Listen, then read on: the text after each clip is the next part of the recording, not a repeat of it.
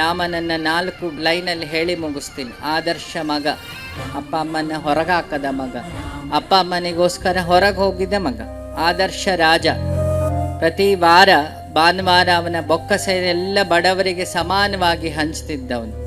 ಆದರ್ಶ ಗಂಡ, ಅಗ್ನಿಪ್ರವೇಶ ಯಾಕೆ ಮಾಡ್ದ ರಾಮ ಅಂತ. ರಾಮನಿಗೆ ಗೊತ್ತಿತ್ತು ನನ್ನ ಹೆಂಡತಿ ಶುದ್ಧ ಅಂತ, ಕಾನ್ಫಿಡೆನ್ಸ್ ಇದ್ದೇ ಅವ ಅಗ್ನಿಗಿಳಿಸಿದ್ದು. ಆದರ್ಶ ಗಂಡ, ಆದರ್ಶ ರಾಜ ಮತ್ತು ಆದರ್ಶ ವ್ಯಕ್ತಿ, ಅವತಾರಿ. ಇಷ್ಟನ್ನು ಸೇರಿದರೆ ರಾಮನನ್ನು ಅನಲೈಸ್ ಮಾಡ್ಬೋದು.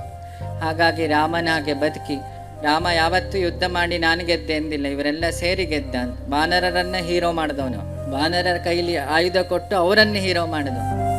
ಯಾವ ಇಂಜಿನಿಯರ್ ಕಟ್ಟಲಿಕ್ಕಾಗ್ದಿದ್ದು ಮಂಗನ ಕೈಲಿ ರಾಮನಾಮ ಬರ್ಸಿ ಕಲ್ಲನ್ನು ಇವತ್ತೂ ತೇಲಿಸ್ತವನು. ಯಾವ ಸೈನ್ಸು ಕಂಡುಹಿಡಿಲಿಲ್ಲ. ಹೇಳ್ಬೋದು ನಾವು ವಿಸ್ಕಾಸಿಟಿ ಅಂತ, ಪಕ್ಕದಲ್ಲಿ ಬೇರೆ ಕಲ್ಲು ಹಾಕಿದರೆ ತೇಲಲ್ಲ.